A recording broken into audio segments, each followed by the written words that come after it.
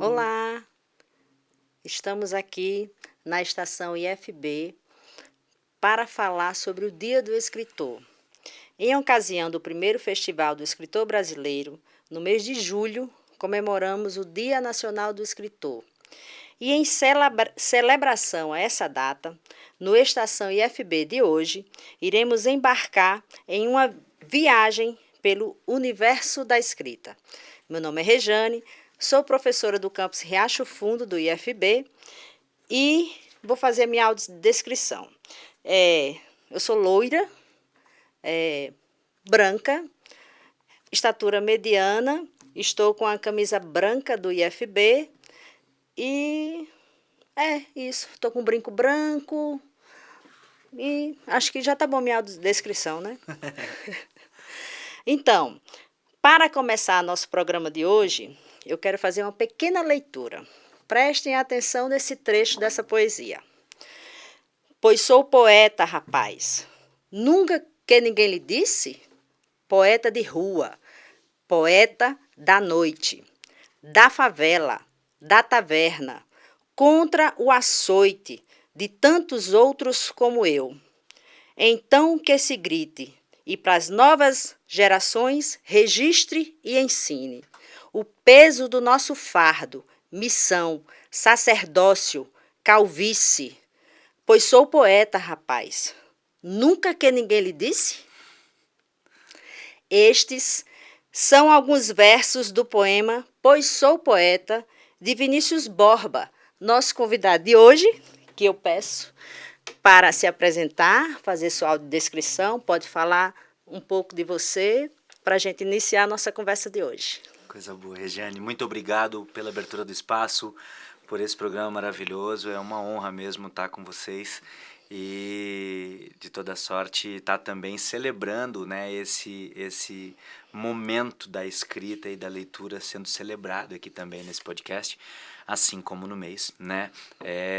E também estar num espaço que conecta a nossa tecnologia, o nosso ensino superior tecnológico no Brasil também, né? Então tá em Brasília, tá nesse lugar e participando mais uma vez junto à comunidade do IF, que também tá na minha comunidade, né? Tá em São Sebastião, sim. na periferia onde eu moro, e ao mesmo tempo em todo o Distrito Federal. Então é uma honra estar com você aqui. Muito obrigado.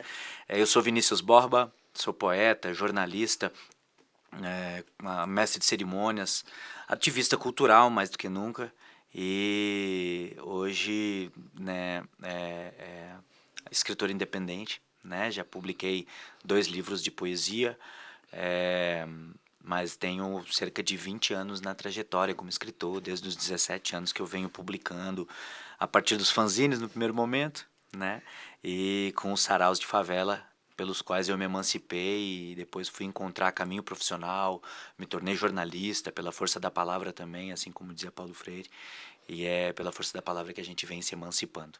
Eu também sou um homem branco, tenho cabelo preto, sou um homem moreno, né, assim com o cabelo comprido, meu cabelo está amarrado nesse momento, estou usando um óculos, estou de jaqueta de couro e tenho um nariz grande, bigode e cavanhaque.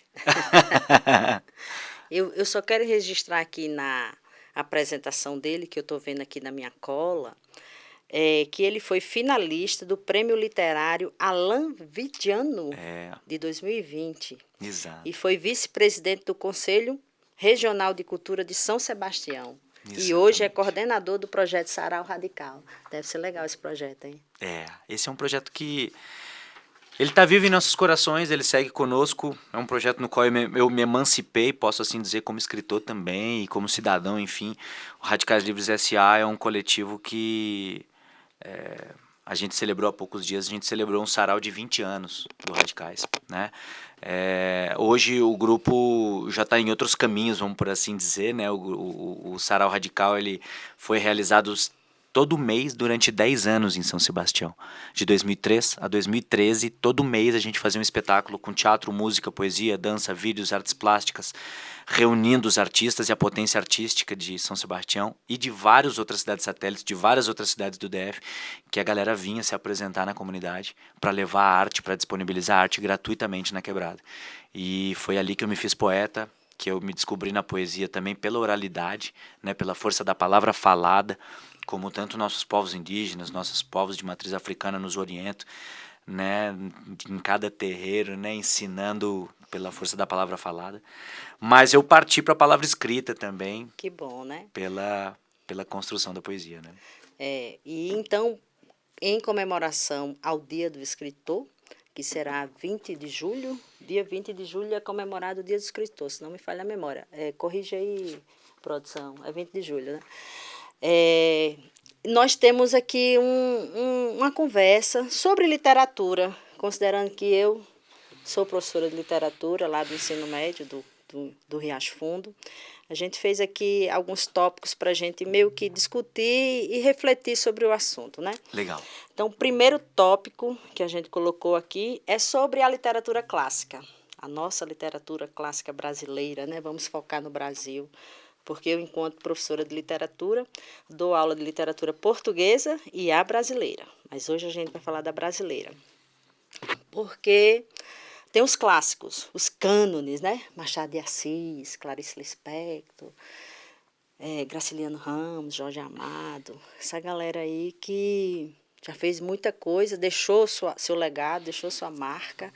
Quantas novelas e filmes já foram feitos, né, embasados nos livros desses autores. E aí, sobre isso, eu esqueci de falar de Ariano Suassuna. Poxa, não posso deixar de falar nele. Esse Nossa, é um apaixonante. Esse é um que... Eu sou fã. Ariano Suassuna. Somos dois. Não é só porque ele é nordestino, não, mas é porque ele é o cara mesmo. Então, a pergunta aqui, as perguntas que a gente colocou para a gente discutir, né, refletir sobre o assunto você acha que a identidade da escrita brasileira, criada por esses autores clássicos, ainda dialoga com a atual geração de escritores? Caríssima, é uma reflexão a se fazer. Eu acho que em grande medida sim. Em média geral, a nossa nova geração de escritores também passou pela escola. Foi em grande medida na escola, foi no segundo grau em que eu tive mais contato com essa literatura clássica.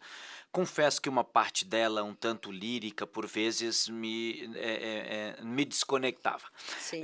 Em parte porque, obviamente, boa parte da literatura, ela muitas vezes também é financiada pelas burguesias e ilustra os costumes, romances de uma classe mais rica que às vezes não representa a realidade da gente, mesmo na atualidade. Né? Quem lê. Mas se você for ver as novelas brasileiras de hoje, os romances televisionados e pelas novelas, do fazendeiro rico que estão falando, debatendo a novela das 7 aí.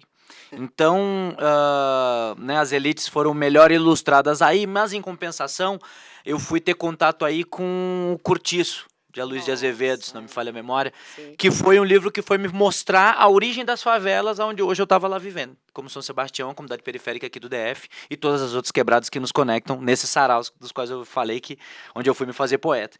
Então, assim, um cortiço vai me revelar a origem das favelas, como eram nos cortiços de antigamente, não só lá no Rio de Janeiro, como em Porto Alegre, onde eu nasci, onde eu vivi, que eu morava num prédio, mas do lado do prédio tinha um lugarzinho que você entrava numa portinha e era um lugar sem fundo, que tinha 30 unidades habitacionais e um monte de família vivendo umas por cima das outras. Era um cortiço.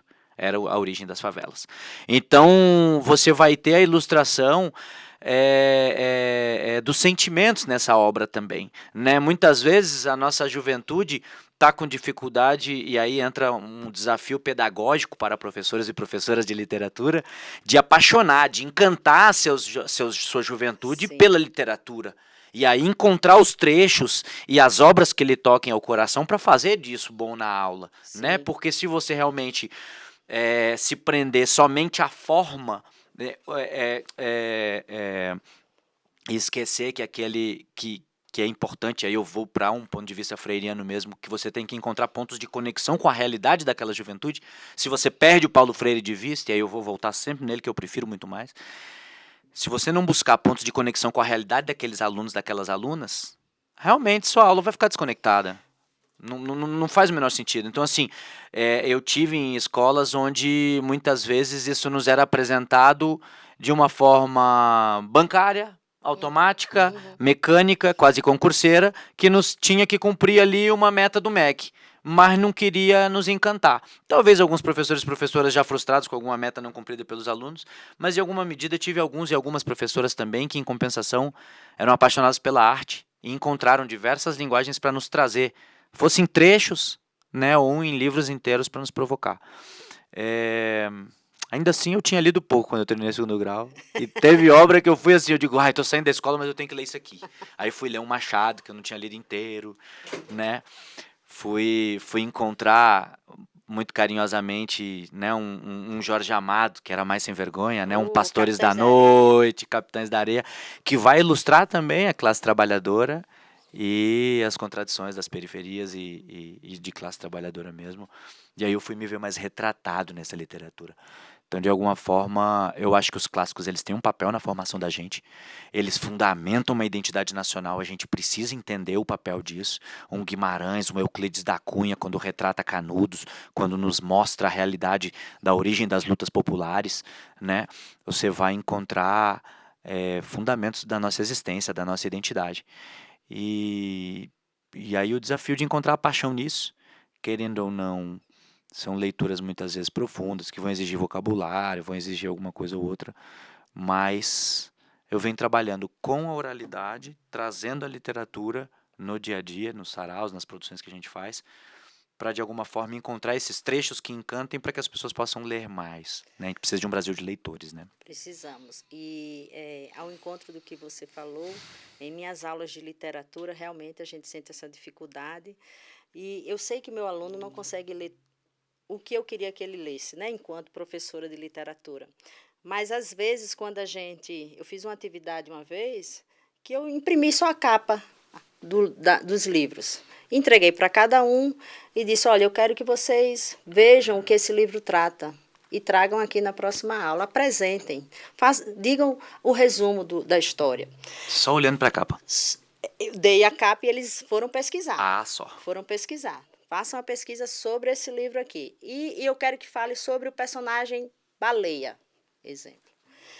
E quando a turma começou a apresentar cada um foi apresentando, os outros foram dizendo assim, poxa, eu quero ler esse livro. Olha. E quem pesquisou, Capitães de Areia, quando foram contar a história de Capitães de Areia, a menina que apresentou disse, professora, eu preciso ler esse livro. Eu só dei a capa para ela. Então, assim, querendo ou não, é uma forma de incentivar, né?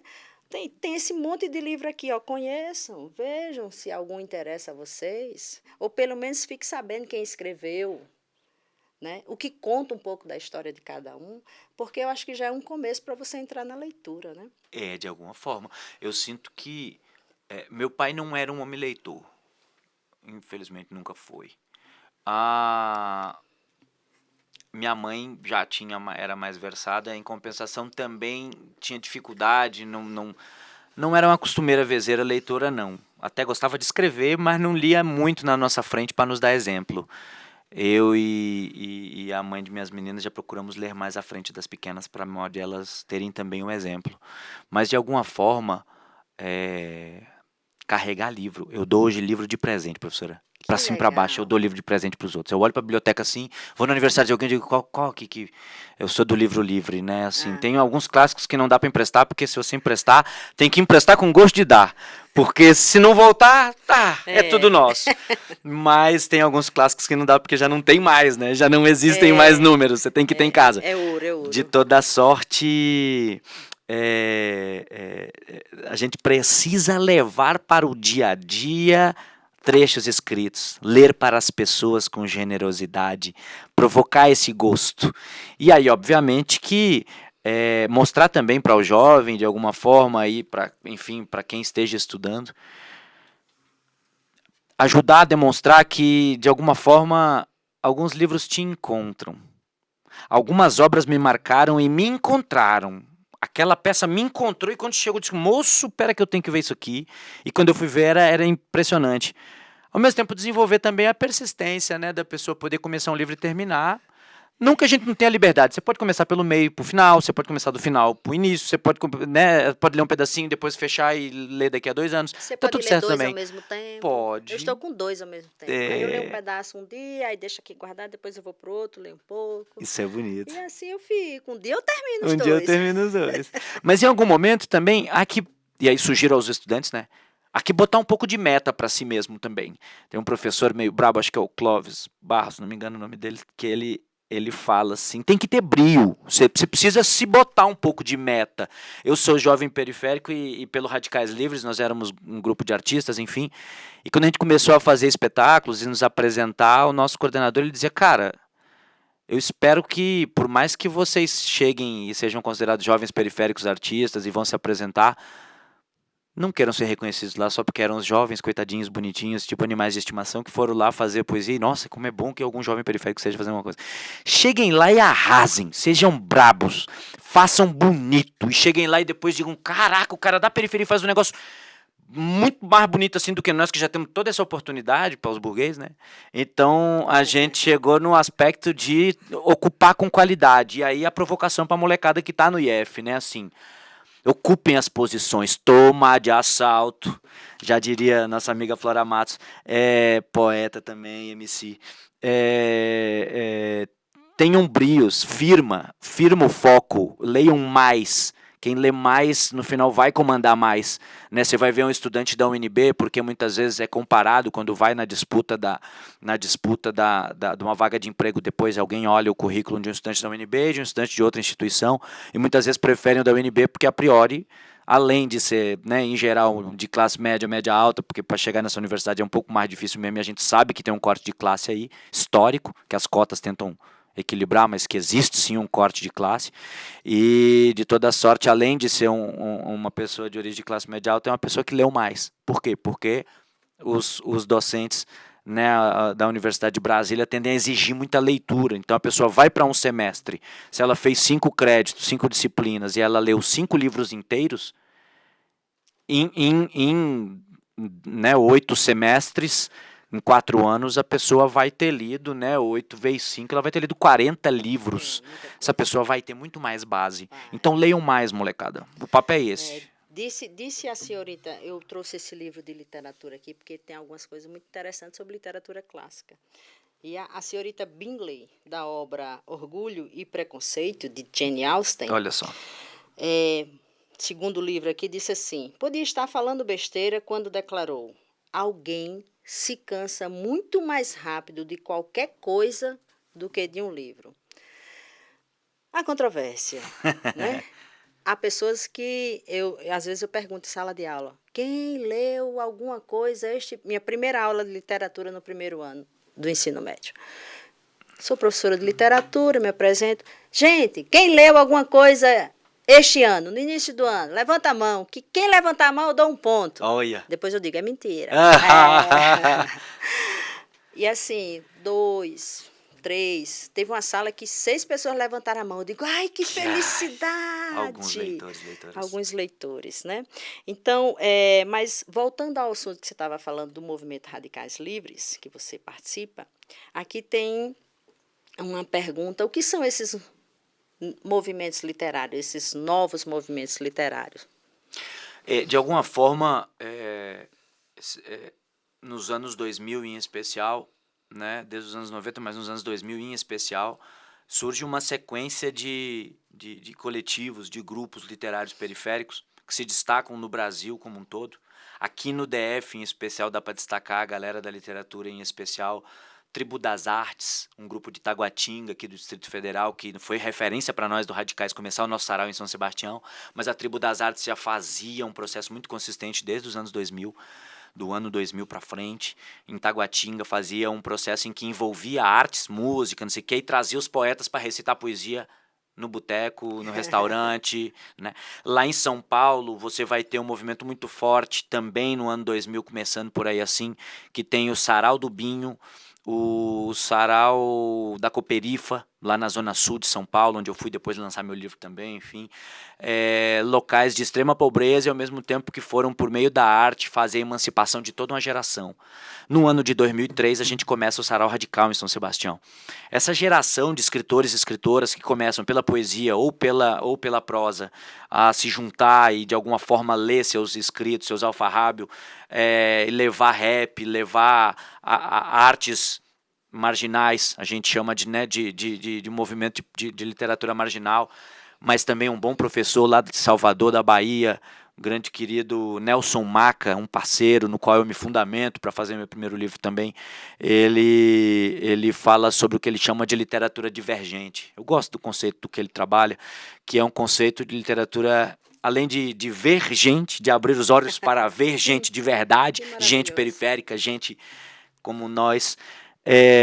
Ele nos abre também para ver uma outra forma de ver uma poesia preta, uma poesia não binária, uma poesia LGBTQIA+, uma poesia diversa, uma poesia periférica, uma poesia de uma pessoa com deficiência, enfim, divergente das linhas regulares, que normalmente são homem, hétero, branco, de classe média, média alta, que chega a escrever e publicar. E fica aí outro desafio para a nossa juventude periférica, é chegar a publicar. Fazer isso aqui, é fazer livro de verdade. Pode fazer até e-book, tá tudo certo também, tá chegando bastante.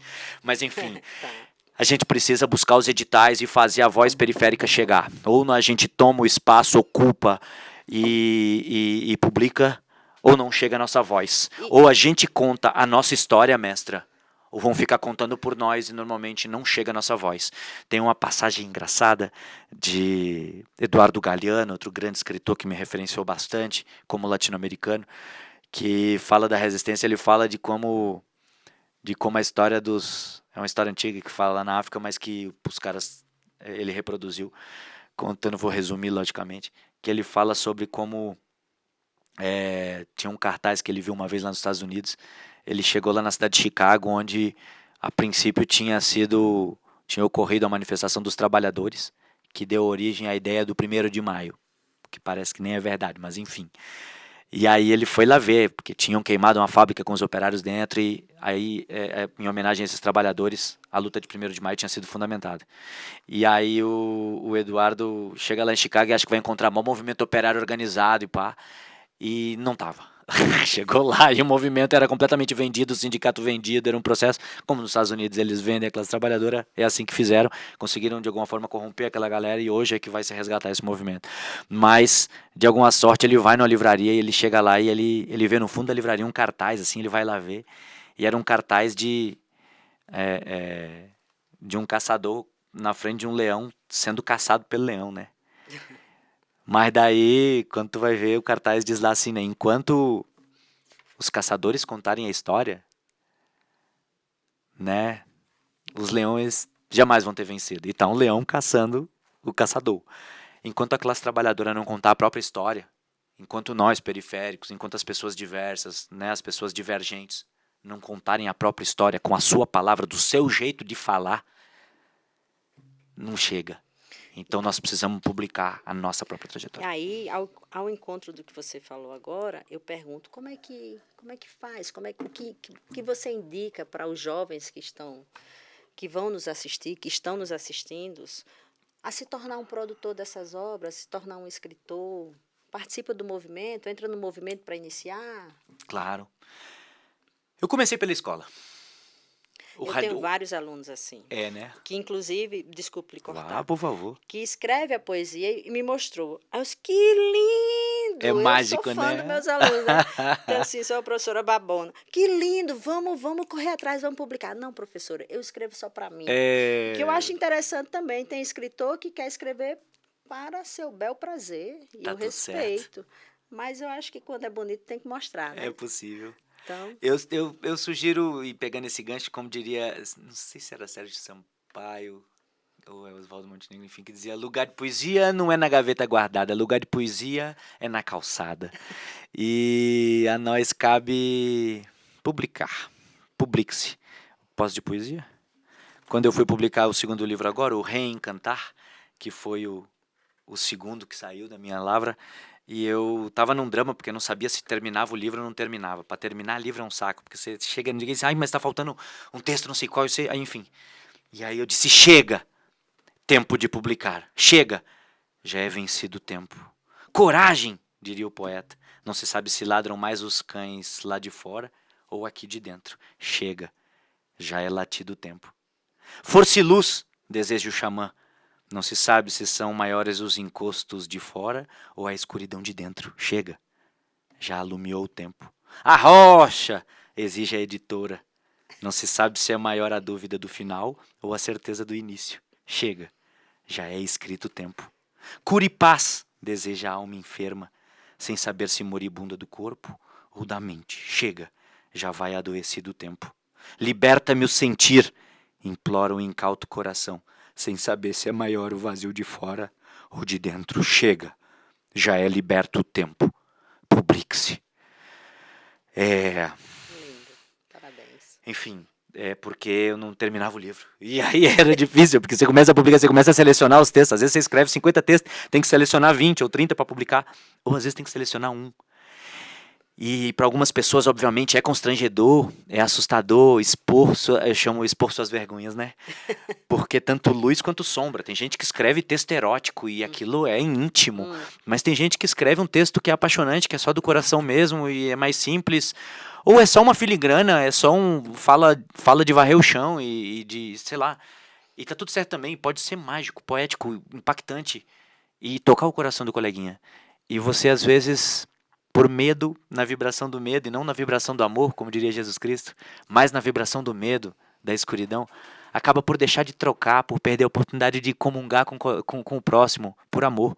Se tiver muito constrangedor mesmo, apresente para papai, para mamãe, leia só para a professora, mas depois tenta ler para a sala inteira também. Vê, vai que cola. Pois. Sinta a reação das pessoas. Leia com sinceridade e leia em voz alta, inclusive, para sentir como cai a sonoridade, porque na poesia tanto a gente trabalha a forma quanto o conteúdo. Em paralelo, seja generoso, leia para as pessoas. Comece lendo para as pessoas. Depois, se for possível, decore um pedacinho, porque quando você ganha contato visual Nossa. com as pessoas, se você lê com o rosto no livro, o texto tem um impacto por si só, é maravilhoso. Sim. Mas também quando você tem um texto decorado e recita, falando, olhando nos olhos das pessoas, de alguma forma você ganha o silêncio delas, nem que seja por respeito, mas elas sabem que tu tá vendo. Então elas se constrangem também. É um outro jeito de fazer. E não venha com esse papo de que eu não tenho memória, porque quem tem problema de memória mesmo, que não decora as coisas, são um percentual muito pequeno das pessoas. Em geral é falta de foco. Se você lê repetidas vezes um texto, se você lê 100 vezes um texto, dificilmente você não vai decorá-lo. Mas depois você pode decorar estrofe por estrofe, enfim. Eu falo de decorar porque a poesia falada, a poesia vivenciada num ambiente, e eu já tive essa experiência inúmeras vezes, eu já recitei poesia em funeral. É mesmo. Para o falecido e suas famílias, e foi mágico, apoteótico, posso dizer, e celebrei alguns amigos e amigas com esses processos que já Que passaram lindo. pela nossa vida e foram homenagens importantes, mas já recitei para pessoas em vida também e foi tão impactante quanto. Recitei para minhas namoradas tudo, como nunca, né? Porque Ganhou o não, coração. é um mecanismo, rapaz, e elas adoram, e eles também. Então, enfim, para quem gosta, seja do gênero que gostar, é um mecanismo de paixão assim. Tem um poema, posso? Eu acho Vá. que eu vou incentivar minhas alunas, né, meus Vá. alunos, a participarem dos grupos aí, porque eu acho que quando eles se encontrar com outros que também escrevem, e aí vai perder a vergonha. Pode ler a sua poesia. O papel do movimento, mestra, e aí vem a história. A gente abriu o sarau, e nós fizemos isso agora no último sarau que nós celebramos os 20 anos do Radicais. A gente sempre fez muito varal de poesia. Por que varal? A gente pegava os poemas que eram nossos, imprimia, botava ou arrumava xerox e imprimia e pendurava no varal. e dizia, pega lá. Quem a gente sabia que era mais sem vergonha, a gente já chamava e dizia, você vai ler qual? Já escolheu? Não, vamos lá, pega comigo. E ela incentivava, pegava pela mão e depois ia pro palco junto. Porque a pessoa estava com vergonha, mas eu dizia, eu tô contigo aqui. A gente ia junto, levava pelas mãos. Hoje eu tenho a honra, a alegria, assim, de saber que teve muitas pessoas que foram para o sarau comigo, que assumiram o microfone e que se emanciparam pela força da palavra e acreditaram em si, e se apaixonaram pelas letras e, enfim, pela beleza. Porque a gente também procura beleza, né? Sim. Tem um rap contundente, uma letra que dá um soco no estômago e tem que ter para gerar estranhamento mesmo, para chocar mesmo. Até porque a literatura é reflexão. É reflexão. Da vida. Tem que ter. Uai, uai, uai. Se fosse tudo tão bonito, não. Ah, menino. E a gente denuncia mesmo, e a contundência da letra, como ensina a Gog, o poeta do rap nacional, é indispensável para fazer o que é o rap. Agora, você gera sentimentos diversos. Sim. E há que compreender como impacta. E aí é isso. Pela força da palavra, você consegue mudar a decisão de pessoas. Então, você estava falando das editoras, e aí eu estou coordenando a editora IFB, né? Olha só. Então, assim, só para mostrar. Opa, Este livro aqui, por exemplo, foi publicado pela editora IFB. que legal. Não é um livro de poesias, mas é um livro que impactou, Olha só. porque foi de um projeto de EJA, de Proeja, Aham. e que senhores e senhorinhas fizeram suas receitas. Aí aqui Olha tem as que lindeza. receitas, a foto de cada dos participantes, Ah. como aqui. Pô. Sim. Então, assim, a gente lançou esse livro no Conecta IF, que você veio participar, que daqui a pouco a gente fala. Que legal. E esse aqui foi um livro que não foi publicado por nós, foi publicado em parceria, acho que com a FAP-DF, mas a autora veio lançar este livro, Cordel, né, que lembra a minha terra, meu Nordeste, no Conecta. Olha que bonito. Então, assim, as publicações, hoje em dia, a editora IFB, por exemplo, a gente não consegue imprimir, estão um e-book, né, que é uma que você até comentou. Então, assim, tá mais fácil publicar hoje em dia? Porque quando é para imprimir, concorda que é um pouco mais complicado, porque o recurso precisa ser maior? Vá lá, vá lá. E aí, com essa gama de e-book aí sendo publicado, você acha que abriu mais as portas para os escritores? De alguma forma, tanto com a possibilidade do digital estar muito mais acessível, de muito mais pessoas estarem topando a possibilidade de ler no veículo digital, seja no Kindle, seja no próprio celular, seja nos computadores, enfim, tem muito mais telas. Estamos na era da telepresença, tem muito mais tela para a pessoa poder assistir isso, acompanhar isso. A gente achava que ia gerar muito menos leitores, mas a internet tem gerado mais leitores, o que é um fenômeno também, isso é importante.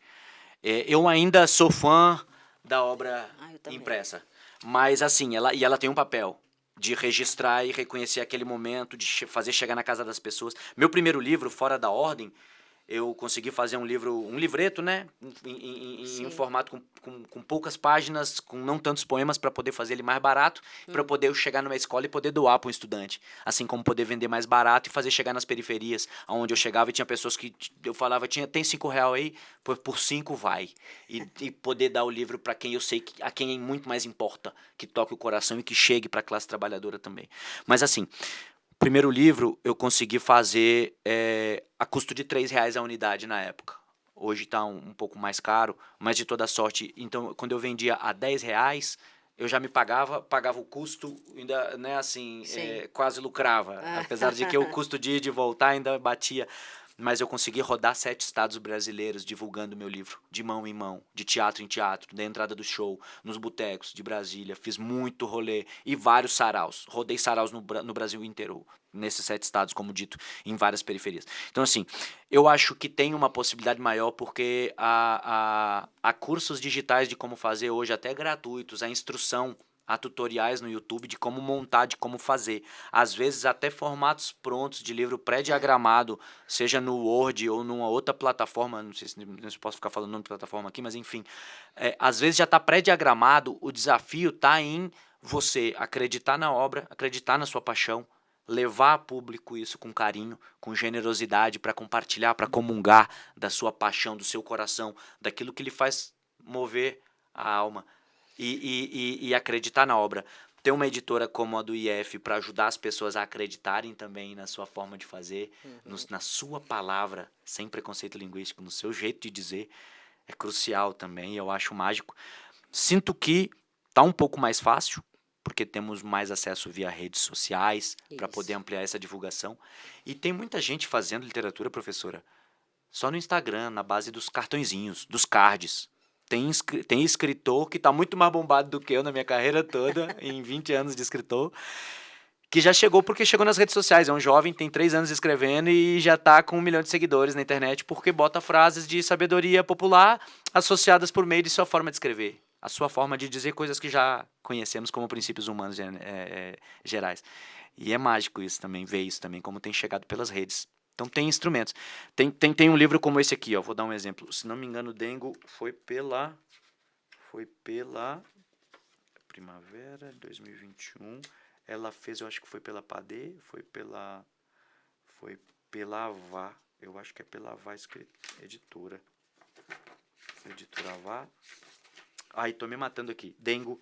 Dengo é uma obra feita de uma forma muito simples. Olha como é. Sim. É uma obra produzida pela Nanda Fer Pimenta, escritora da minha comunidade, linda. E Dengo é um livro feito costurado à mão. Perceba o detalhe. Ele é costurado à mão, no cordão. Que delicadeza. E, ao mesmo tempo, não é um livro de larga escala. Você não vai produzir industrialmente 1000 unidades de um dia para o outro. Você vai produzir 100 unidades e vai vender ela ao longo de um prazo. Mas ela tem uma paixão e uma diagramação da própria Nanda Fer e o desenho de capa da Raiz em que elas mesmas produziram, buscaram design, foram construir esse processo. Então a gente pode dizer que está mais fácil nesse século da internet aí, né? Das mídias sociais, que está mais fácil se tornar escritor, colocar sua paixão, se você é mesmo apaixonado pela escrita e quer colocar, né, no papel que você quer divulgar aí para o mundo, está mais fácil hoje em dia? Eu sinto que sim. Eu também. Eu sinto que sim. O que a gente precisa, talvez, é encorajar que as pessoas, como você disse, não escrevam só para si. Escrevam com generosidade a ponto de partilhar, sem medo de ser feliz, né? O não já temos, a crítica também teremos, talvez um pouco de cancelamento, mas nada que possa nos matar. Eu acho que, e dá um medinho, o cancelamento é meio terrível. Por óbvio, a gente tem que tomar um certo cuidado também, porque quem está na escrita tem que ter um cuidado ético com o que escreve, com a força da palavra. Né? Tá no livro de Gênesis, né? Do verbo fez-se a criação. E faz-se, ainda hoje, é quântico isso. Mas nós temos uma responsabilidade muito grande com o que a gente escreve. Então, assim, cuidar para não atentar contra direitos humanos, não achar que só porque acha e é corajoso falar que, eu tenho coragem, porque esse é o meu jeito de falar, e daí vai lá e atenta contra um direito humano, fala contra mulheres, fala contra pessoas diversas, contra pessoas LGBTQIA+, contra pessoas com deficiência, atenta contra... É muito fácil de um homem como eu ser machista, é muito rápido. Sou um machista em desconstrução ainda. É muito rápido para a gente se contradizer. Então, assim, há que cuidar com a sua prática quando você se coloca no lugar do orador. Vai contradizer? Vai, mas é melhor errar tentando. A editora IFB, por exemplo, em seus editais de apoio a publicações de livros, livretos e anais de eventos, por exemplo, principalmente de livros e livretos, a gente tem um item no edital que veda, vamos dizer assim, que diz que não pode, né? O escritor ele não pode colocar no livro dele algo que atente contra os direitos, né, das pessoas no geral. Então, isso é muito importante, né? Eu acho que quem escreve sabe que está escrevendo para o outro mesmo, né? Então, às vezes, a pessoa vai se doer com aquilo, com algumas coisas assim, que não é, então não vale. Mas, continuando a nossa conversa, eu cheguei num ponto aqui porque, produção, já falou várias coisas aqui, viu? Não vou seguir totalmente o nosso roteiro. Né? Mas eu queria falar do Vitrine dos Saberes. Olha que legal. Porque o Vitrine dos Saberes é um evento coordenado pela editoria FB que a gente realiza todo ano no Conecta. E eu achei muito interessante. Foi o ano passado o Conecta. Foi o ano passado o Conecta. Final do ano, Final do ano, outubro. nós tivemos muitas inscrições para lançamento de livros. E eu fiquei encantada. Eu pensei que não ia ter tanto lançamento. Então, assim, que surpresa boa. Tivemos lançamentos de livros, por exemplo, uma moça que teve casal de gêmeos. Ela teve 2 barrigas de gêmeos. Tu vê. E ela escreveu um livro contando a vida dela como mãe de 2 casais. 2 casais não, foi 2 meninos. Primeira barriga, 2 meninos. Segunda barriga, 2 meninos. E ela contando a história dela enquanto mãe de gêmeos, 2 vezes. 2 vezes. E a viagem que ela fez. E ela veio lançar o livro dela aqui no Conecta. E foi assim, ela chamou a família compareceu, os amigos, para ela lançar o livro dela e contar a história dela. Trouxe os filhos para mostrar, isso aqui, os gêmeos já os maiorzinhos, os menorzinhos. Aí você vê que escrever, para quem, como você disse, eu quero colocar a minha alma nisso aqui, ela colocou a vida dela naquilo ali, que para ela, e muito importante, muitas mães de gêmeos também vão querer ler aquele livro, porque ela dá dicas de como viajar com gêmeos. Tu vê. E N livros que foram lançados, como eu já mostrei esse daqui, né? Aqui tem receitas maravilhosas. Inclusive, a nossa pró-reitora de pesquisa já fez um bolinho aqui e trouxe para a gente experimentar. Bem. Adoramos, viu, Giovana? Aí aqui eu pergunto, qual a importância de iniciativas públicas como essa do Conecta IFE, do Vitrine dos Saberes, que disponibiliza espaço para qualquer pessoa que tenha um livro vir lançar?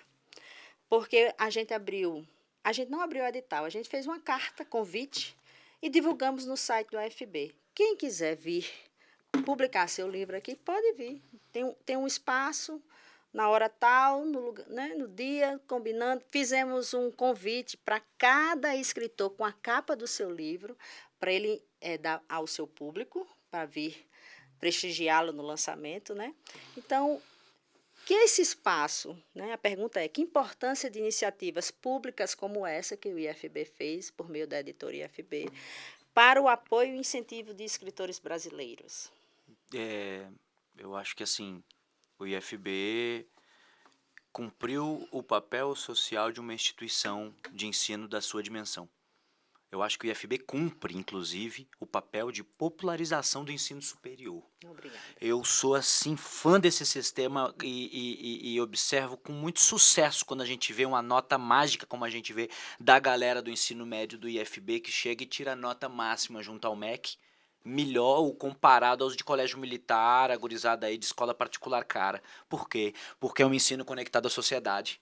Quando traz os escritores, independente de serem integrantes da instituição, mas quando traz escritores e escritoras para trazer sua experiência, eles estão de alguma forma fomentando num espaço nobre do saber, numa ágora do saber, popular, abrindo para o povo vir participar e comungar de seu conhecimento, sem daí, vamos dizer assim, botar o acadêmico num pedestal e o escritor que não é acadêmico lá embaixo. Não, pelo contrário, equipara saberes, abre para comunhão, para troca de experiência e, por consequência, amplia o sentido. Hoje, eu tive a alegria de saber que vou estar sendo publicado, tem poema brasileiro sendo publicado lá na Argentina, numa obra que está sendo publicada pela autora Lucia Tenina, ela que já fez aqui pela USP no Brasil, se não me engano pela USP, o Polifonias Marginais, essa obra maravilhosa em que ela falava sobre os saraus lá de São Paulo, e ela está fazendo um aqui sobre o Distrito Federal, sobre o Brasília também, e vai ter poesia nossa traduzida para o espanhol, inclusive, Parabéns. chegando para lá. Ela é uma acadêmica da Universidade Federal de Buenos Aires, e ela também foi para cima do povo, ela foi abrir para conversar com os autores de fora da academia. Ela quebra, ela vai para o Extramuros, que era um projeto que tinha na UNB antigamente, e que é um desafio que, por exemplo, a Universidade de Brasília tem mais, de se abrir para o popular, para o de fora da universidade. Claro que tem várias pontes, Mas eu sinto que o IF está avançando nesse aspecto. O Conecta IF foi um sucesso nesse processo e o Vitrines foi um projeto maravilhoso. Eu tive lá com dois professores, com dois Sim. queridos amigos. Um deles, o Diogo Ramalho, que era do Radicais Livres também, coletivo nosso, e ainda apresentando junto com o professor Matheus, que é diretor do Colégio Chicão, lá em São Sebastião, um colégio que envolve artes e que tem uma proposta pedagógica maravilhosa, escola pública, e que veio trazer vozes diversas para dentro do IF. E no espaço que você foi convidado a participar, também era um braço do Vitrine dos Saberes. Tá? Então, a editora, este ano, fez uma inovação e colocou 2 espaços. Um para a divulgação, lançamento de livros, e um outro espaço para falar das literaturas. Porque, considerando que a literatura... na minha época de adolescente, vamos dizer assim, era só literatura. Aham. Aí depois, agora, tem a literatura, aí tinha a literatura de cordel, já ouvia, né? Nordestina, já ouvia falar. Tem a literatura, a clássica, a cânone, e a literatura de cordel. Aí você já percebe uma divisão. Porque aí eu fico me perguntando, gente, tudo é literatura. Mas eu entendo a necessidade da divisão. Aí vem a literatura negra, né? Já teve vários eventos. Eu, pesquisando lá, vi um site, a professora lá da UFMG, esqueci o nome dela, que tem uma representação muito grande de várias poesias dessa área, e tem a literatura periférica, marginal. Então, foram dividindo a literatura, dando nomes diferenciados, mas eu entendo que é para as pessoas se sentirem incluídas. E de alguma forma, a classificação de gênero literário ela já serviu muito para o enquadramento e para a hierarquização. Essa é da escola superior, essa é da escola inferior. Mas hoje, com o grau de conscientização em que a humanidade vai chegando e nós, como povo brasileiro, estamos avançando também, eu sinto que ela está servindo para reconhecer vozes diversas. Eu também sinto. Né? Não faz sentido para você? E tanto que faz sentido que... Qual foi a nossa ideia? A ideia da equipe. Vamos fazer um dia da literatura. Aí um dia de literatura clássica, um dia de literatura de cordel. Popular. Um dia de literatura periférica, um dia de literatura asiática. A gente fez um desfile de... Como que fala, Douglas? O pessoal se vestindo de super-heróis. Aham. Os fãs de fanzine? Isso. Os fãs de fanzine. Aham. Então, cada dia a gente disponibilizou para um tipo de literatura. Fazendo cosplay. Cosplay, fizemos desfile de cosplay. Muito Nossa, eu estava de bem. menina super poderosa. Muito bem! É você A mesma. equipe da editora.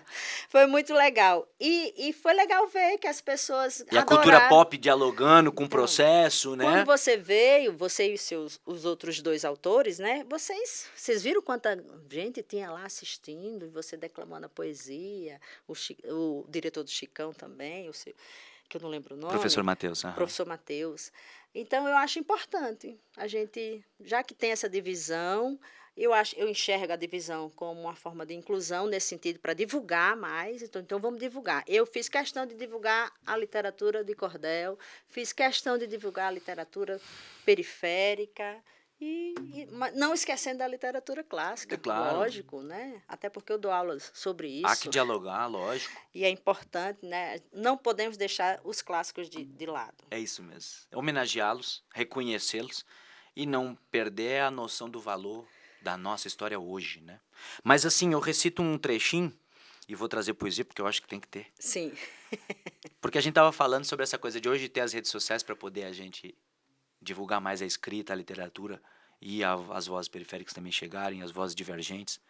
Mas, obviamente, que há uma agonia nessa coisa de rede social toda. Por isso eu gosto, às vezes, de ter o livro físico, porque também o excesso da tela, essa coisa da tela do celular o tempo todo próximo aos Sim. olhos, ela também gera um afetamento físico ao cérebro, né? Ela afeta fisicamente o desenvolvimento cerebral. Então, as pessoas, muito cuidado com a quantidade de tela que tem, e a seus filhos e filhas, cuidado com o que deixam de acesso à tela todo dia. Minhas filhas, eu cheguei a fazer um momento em que eu disse assim, ó, vocês têm 1 hora de tela, qualquer tela. Seja televisão, tablet ou celular. Vocês vão ter que escolher se é meia hora antes da escola, meia hora depois, mas só vão ficar 1 hora por dia. Hoje não tá dando mais, tem que ficar um pouco mais. Mas eu procuro 1 hora, eu digo, parou e vai ler alguma coisa. Não, vai fazer. E é com disciplina mesmo. Infelizmente, em algum momento tem que ser um pouco duro. Tem que ser. Tem que criar essa disciplina. Por quê? Porque gera atrofia cerebral. E para a classe trabalhadora, que muitas vezes chega cansada e tal, aí já deixa o filho, não deixa o menino lá na tela, que pelo menos não me incomoda. Cuidado com isso, que a gente pode estar atrofiando o cérebro da nossa geração. Estudos têm apontado que pela primeira vez a geração mais nova tem vindo menos inteligente que seus pais. Isso é assustador. Pela primeira vez, depois do desenvolvimento da humanidade, que sempre os filhos foram ficando mais inteligentes e tendo mais escolaridade, mais acesso à informação e tal, pela primeira vez as crianças estão com um nível menor de desenvolvimento do que os pais.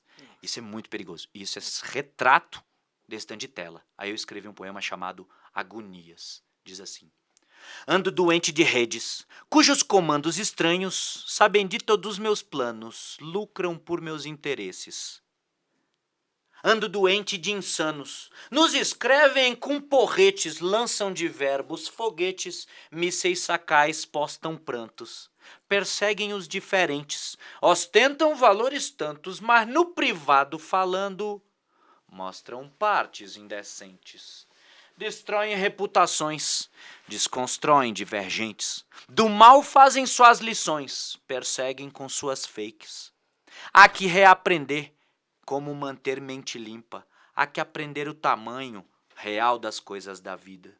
Tempo de lutar nas redes, tempo de lutar nas ruas. Amar entre 4 paredes, essas paixões todas nuas. Redescobrir chás de curas, benzer online quebrantos. Reikear na web umas vezes, se proteger sem enganos. Põe os seus pés no chão, com a terra reconecte. Das plantas a ligação, busca os saberes dos mestres. Vá na montanha o mais alto, grite o mais forte e insano. Desligue de bad trips, mental saúde explicite, viva seus divinos anos. Agonias, de Vinícius Borba no livro Reencantar. Lindo. Manter a mente limpa, precisamos.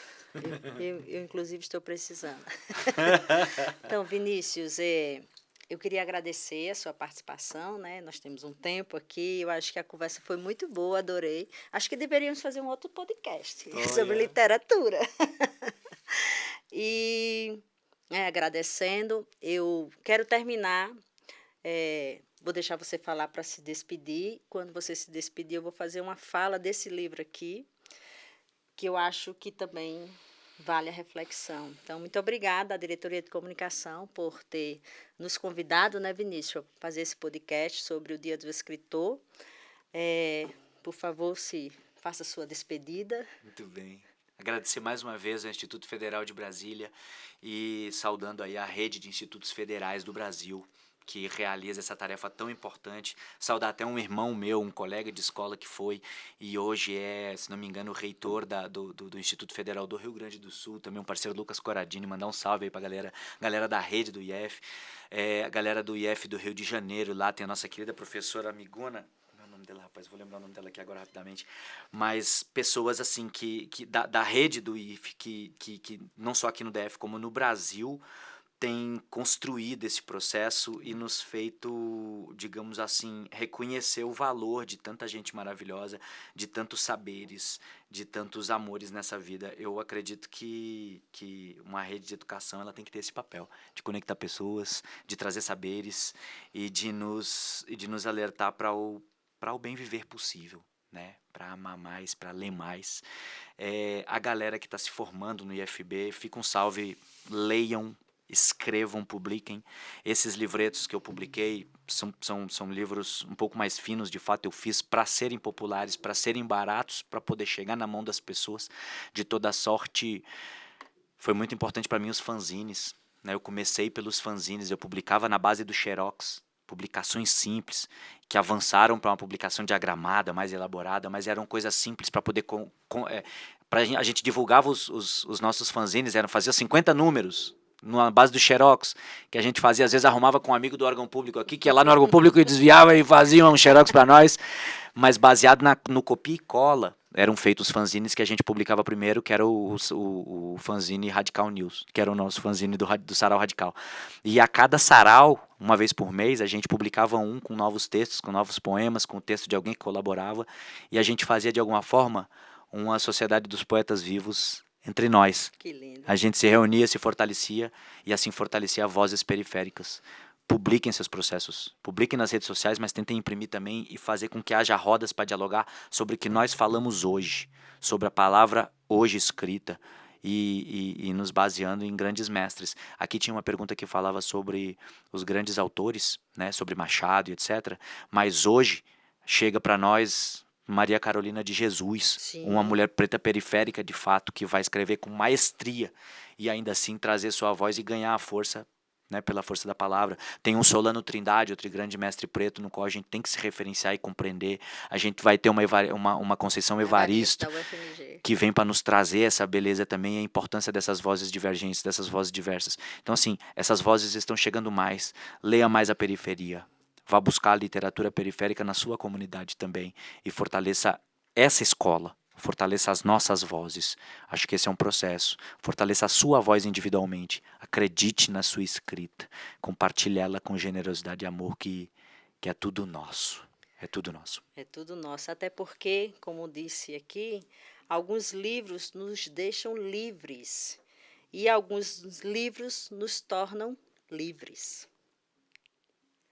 Obrigada. Que assim seja. Valeu, valeu, mestre.